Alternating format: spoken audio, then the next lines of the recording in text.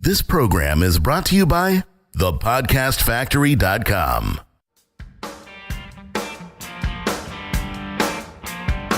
Hi, my name is Igor Kheifets, and this is the List Building Lifestyle, the only podcast which delivers cutting-edge conversion strategies from the online trenches straight to your earbuds.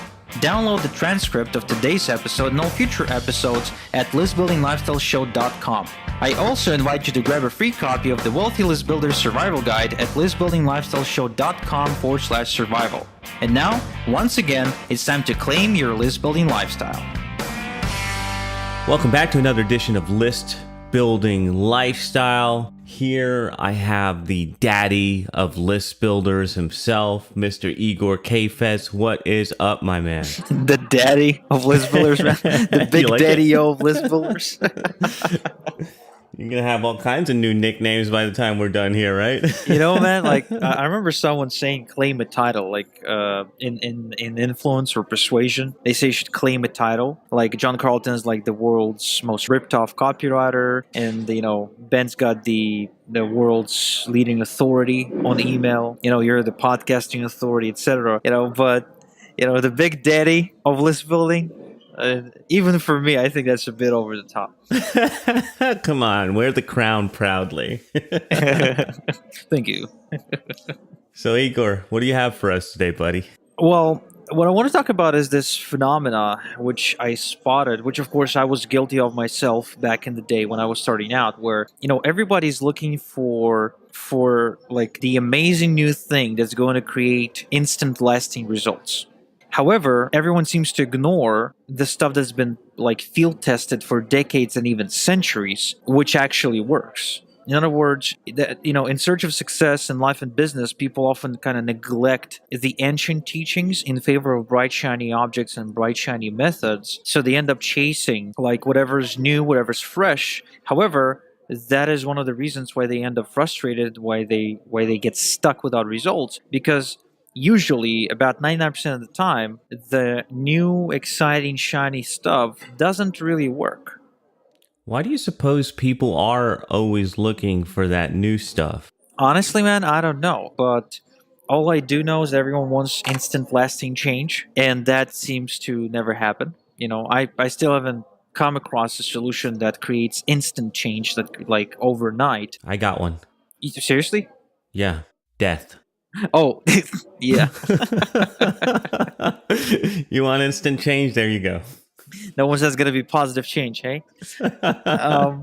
So anyway, everyone's just busy chasing new, exciting things because it really takes work to get in, you know, kind of get with the program, if you will. It really takes work to stick to something. And maybe it has to do with the fear of failure, maybe fear of success, but it's easier to start a brand new thing. It's easier to start a brand new project. It's easier to abandon something you start working on and move into something new and exciting. And, you know, I see it a lot even for myself right now when it comes to reading. Like my Kindle is bursting with unread books. However, I keep buying more and kind of abandoning books midway through in favor of the new ones. I'm not sure why I do that.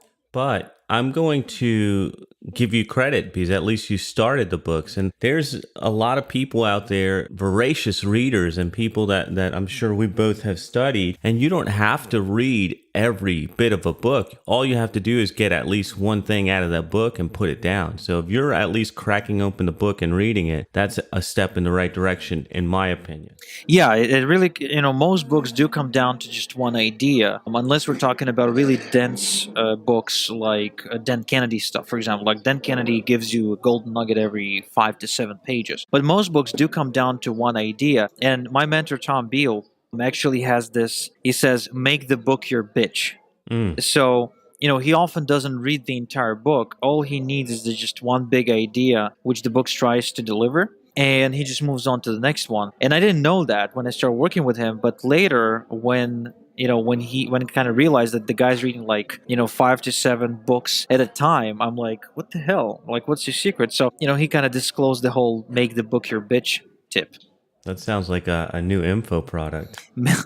you know, I almost wanted to say, make the lister bitch, but then I was like, no, this just nah, doesn't feel right. Doesn't feel right. It's gonna go against what we're preaching here on the show. Yeah, man. Yeah, man. So, all right. So people are getting caught up in bright, shiny objects. And I think it's something interesting that you said there that I want to just circle back to for just 1 second is you said fear of failure and also fear of success. So is fear of success really a thing? Well, actually, it is. I've experienced fear of success several times in my life, and it really comes down to what's going to happen if this actually works. Like people who want to quit their day job and start an online business. What happens if the business actually works? Will I be able to deal with the responsibilities? Will I be able to let go of my job? Will I be able to kind of handle the lifestyle of making money while traveling? Like fear of success is a big thing, oftentimes just as big as the fear of failure. Because, again, the responsibility of carrying that weight on your shoulders and having no more excuses is a big one. And people find it tough to deal with it psychologically. No kidding. Just let that sit for a second. Fear of success is a thing.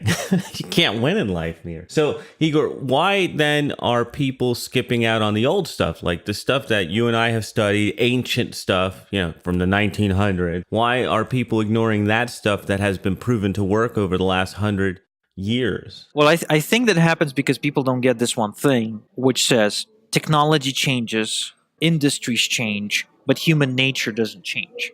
In other words, when it comes to business, when it comes to marketing, when it comes to selling, every single dollar you make will come from someone else's pocket, from another person's pocket. So if all it comes down to is human nature, then that stuff did not change for centuries. For centuries. So why look for the next, bright shiny object if people are exactly as they've been for the last couple of 100 years or maybe a couple of 1,000 years? I mean, even like I was watching Braveheart with my wife the other day with Mel Gibson, and it happens in like 1500s or 1400s or something when England is fighting Scotland for independence, or well, vice versa. Scotland is uprising against England, and it really comes down to the most basic human emotions and most basic human desires. In fact, the same desire that drove the Mel Gibson character William Wallace to kind of rise up against the tyranny of the English is very similar to what leads guys like you and me to rise up against the tyranny of a boss or a limitation of a paycheck. It's the hatred. It's all the negative emotion. It's the inability to be a free man or a free woman, right? It's all the same shit. Only back in the day, the way they claimed their freedom was by killing other people, right? And then the way we do it today is just making a lot of money. That's great, man. And so I'm thinking about this, and I'm wondering if maybe the people that are making all the money are the ones that realize that it's human nature, basic human needs, and they're putting that into their marketing and preying on the people that are unaware and distracting them from what really matters. Well, it's a really tough one. When it comes to marketing, you can do it several different ways, and we do talk a lot about like what's the best way to approach a target market. And oftentimes, it's not about being factual; it's more about appealing to those emotions, right? And we've spoken about several times. We talked about how I'm driven pretty much 90% of the time by negative emotion. That like it's impossible to get me to do anything by waving the carrot in front of me. You have to use the stick. So when it comes to marketing, sure, there's a bunch of marketing out there which is really, really unethical. However, at the same time, I believe you have to get creative about overcoming the barriers that people place in the way of making a decision which ends up changing their life. So for instance, I got this back problem. I got a problem in my lower back, and it really, really got really bad in the last couple of weeks. So my friends kept telling me go see a professional, like a chiropractor. Now, I didn't want to go. Why? I don't know. Maybe I was lazy. Maybe I was afraid he's going to twist my back and break it. Maybe I was afraid of the diagnosis, which is going to be like a lifelong condition which leads to paralysis or something. It's back, it's your spine. Like things can be really bad if you're not careful. So it took me 2 weeks of being just in excruciating pain. And oftentimes I had to work lying down on the sofa because I couldn't sit or stand at all. Like I spent days just lying on the sofa working because I just couldn't do anything else. It was this pain in addition to my inability of moving that led me to finally giving in and comment to that doctor. So now I realize that if I was that doctor, if I was the chiropractor, right, and I had to convince patients to come and see me or to, pay for treatment or do the exercise, which he, insists you got to do, like an hour of like yoga type of exercise to strengthen your spine, like I would use fear every step of the way. I would not be a positive doctor. You know, I would be painting pictures of how if you don't handle this right now, 2 years from now, you're going to be in a wheelchair. Or if you don't handle this right now, you're going to be, you're going to lose your ability to move around. Or if you don't handle this right now, you're not going to be able to pick up your kid 2 months from now and, and throw her up in the air, which I like doing, you know? So these are the kind of things that would lead to any patient finally doing something about their condition. Because if all you talk about is, wouldn't you want to never feel pain again? It's not the same thing, at least not for me. Like, you have to tie this pain to being a bad father. You have to tie this pain to, like, being a bad husband. You have to tie this pain into being, like, 30% of the kind of human being you can be, etc., etc., etc. You know what I mean, Jonathan? Like, you have to take it deeper than just back pain.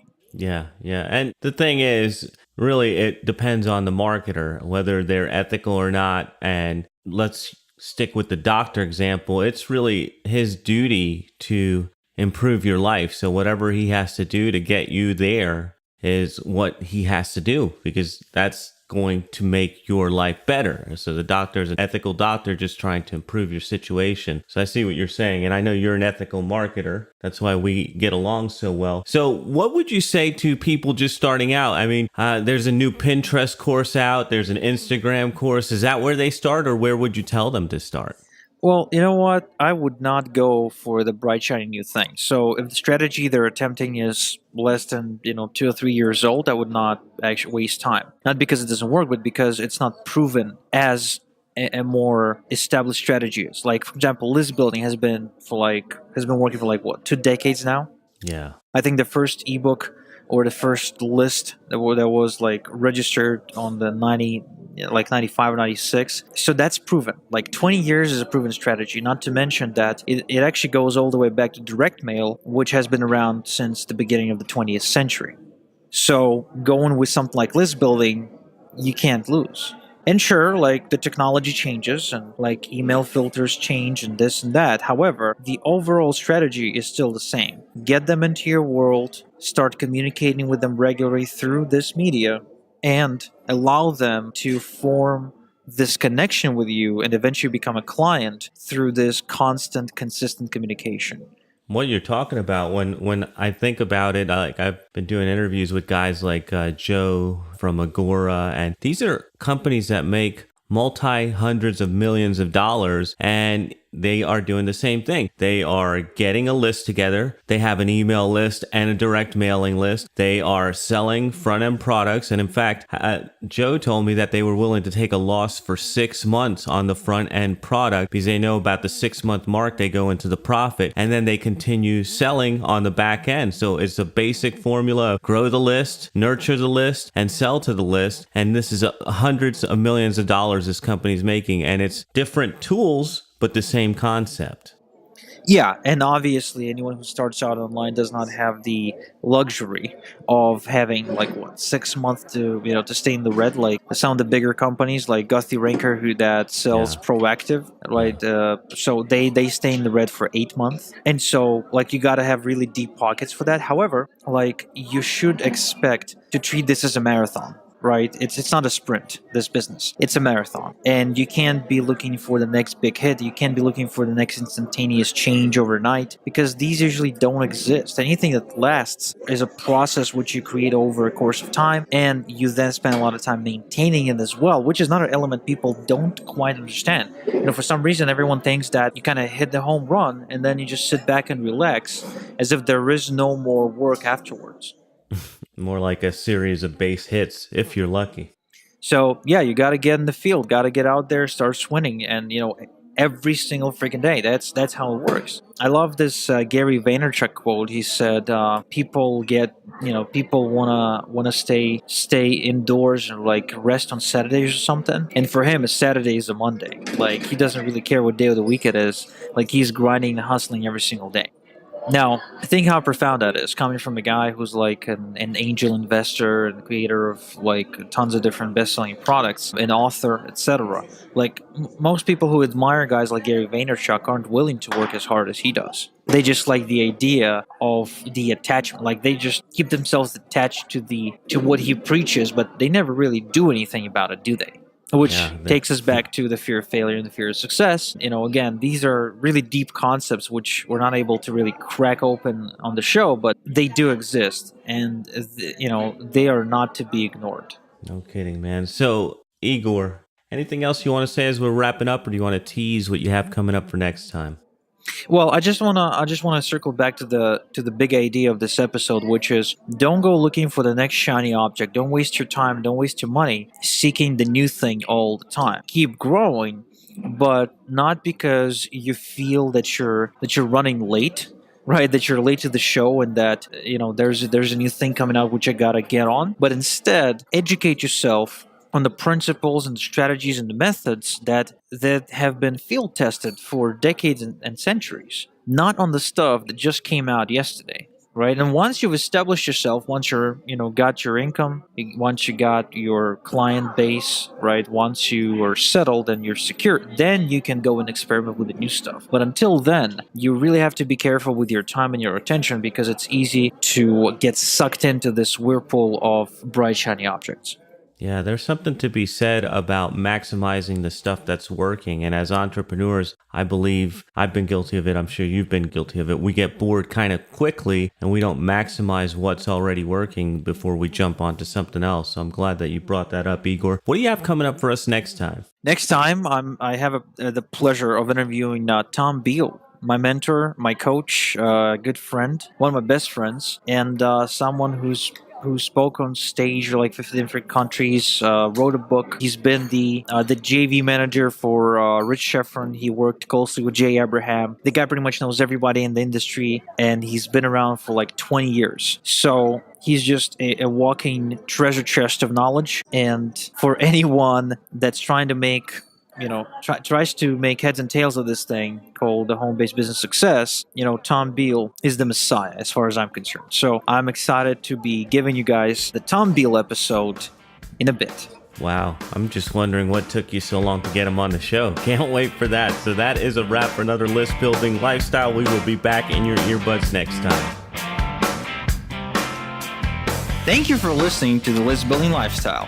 Make sure to subscribe on iTunes or Google Play to never miss an episode. Because who knows, just one conversion tactic we share on the show might double your list and double your business. Download the transcript of today's episode and all future episodes at listbuildinglifestyleshow.com. And don't forget to claim your complimentary copy of the Wealthy List Builder Survival Guide at listbuildinglifestyleshow.com/survival. This is Igor Kheifets, and until next time we talk, have a good one.